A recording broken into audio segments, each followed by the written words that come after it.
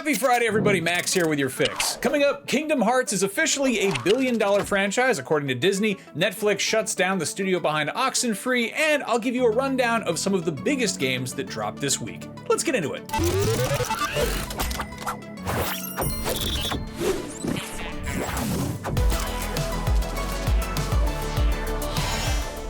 Compared to the likes of Pixar, Marvel, and Star Wars, Kingdom Hearts might seem like one of Disney's deeper-cut properties, but it's doing just fine. The company reports it's one of 9 game franchises to make over $1 billion. That is billion with a B. The news comes by way of a blog post on the Walt Disney Company's official site outlining plans to continue to push into the gaming space, noting, quote, "The Disney Games Group portfolio spans $9 billion franchises, including Kingdom Hearts and Marvel Strike Force, more than half of which have emerged in the last 12 years. Kingdom Hearts, of course, has been going strong for more than twice that time, which gives it a bit of an edge, but even so, it does bode well for the franchise's future to hear it mentioned alongside other billion-dollar properties. The Kingdom Hearts series has a notoriously convoluted storyline, or very deep lore, however you want to look at it, and it's spread across more than a dozen games on a variety of platforms, with mainline entries releasing pretty sporadically. Kingdom Hearts 1 and 2 were only 3 years apart, but it was a 14-year wait for Kingdom Hearts 3, and the wait for Kingdom Hearts 4 is at 7 years and counting, but it seems like it'll be out sooner than later. Disney's D23 fan event is currently taking place, and a Kingdom Hearts panel is scheduled to take place tomorrow at 4:30 p.m. Pacific time, and it'll be streamed on Disney Plus for anybody not in attendance. The panel is supposedly celebrating the series' 25th anniversary, but it's very possible that something will be revealed about the next game as well. Keep an eye on IGN for all the news coming out of D23, Kingdom Hearts or otherwise. I hear there's a new Avatar ride.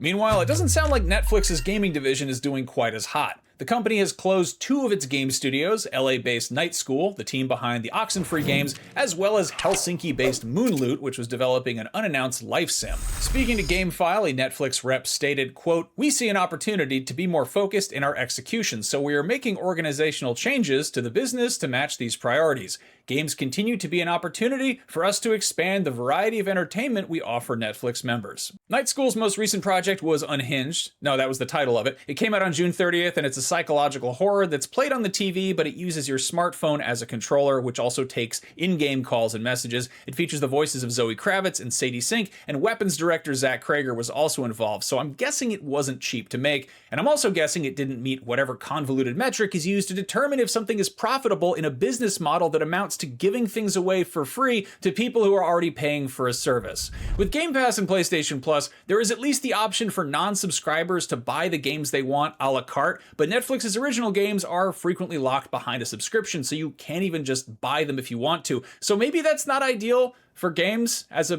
business model. Just a thought. What do I know? In any case, Night School had some talented people working there, so I hope they land on their feet and keep making cool games. On a semi-related note, I'm dying to know how much money changed hands for Netflix to get a 6-hour window of exclusivity to paywall what is essentially an infomercial for GTA 6. I hope that number gets out at some point. I'm dying to read it and probably fall out of my chair. Finally, if you're looking for some games to play this weekend, here is a rundown of some of the notable new releases from this last week.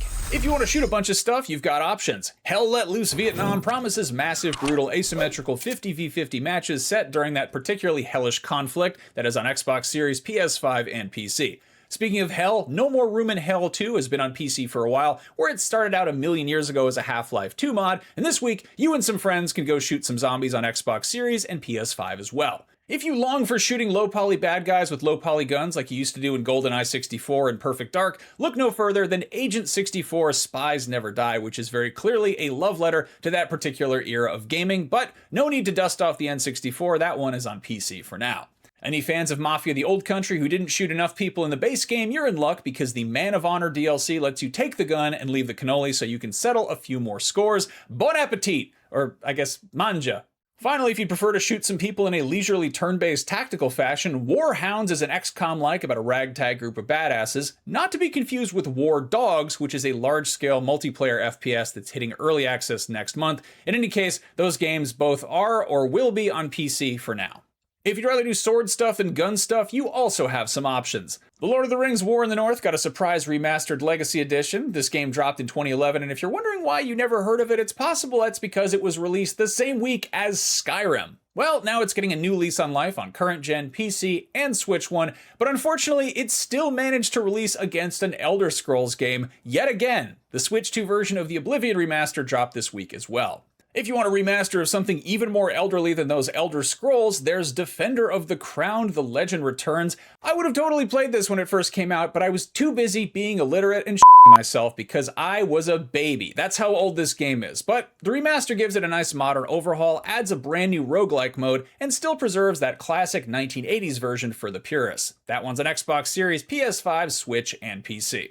If you prefer ball stuff to gun and sword stuff, you can play the very serious American football game Madden NFL 27, which is on current-gen PC and has a mobile arcade version. But if you want to play something infinitely weirder, there is Pro Jank Footy, which is partially weird because it's about Australian rules football, something I understand even less than American or international rules football, but mostly it's weird because it's a totally bonkers roguelike that introduces ridiculous modifiers like players not having arms, or the ball knocking out anybody who tries to catch it, or just spawning a third team on the field mid-match. It's like NFL Blitz by way of Smiling Friends, so if you want to make your friends smile, have them over, get blitzed, and throw this on. That one's on current gen and PC. Finally, elsewhere in the indie space, there's Stonewards, a rock-centric co-op defense roguelike, and Verde, a plant-centric cozy city builder. Both of those are on PC. If you want to play some games that didn't come out this week but which are still very good, you should head over to IGN's sister site Humble and check out this month's Humble Choice Bundle. It features a curated bundle of PC titles including Like a Dragon: Infinite Wealth, TMNT Shredder's Revenge, and Dead Cells, just to name a few, and every purchase helps support Oceana, a non-profit dedicated to ocean conservation. Who doesn't love ocean conservation?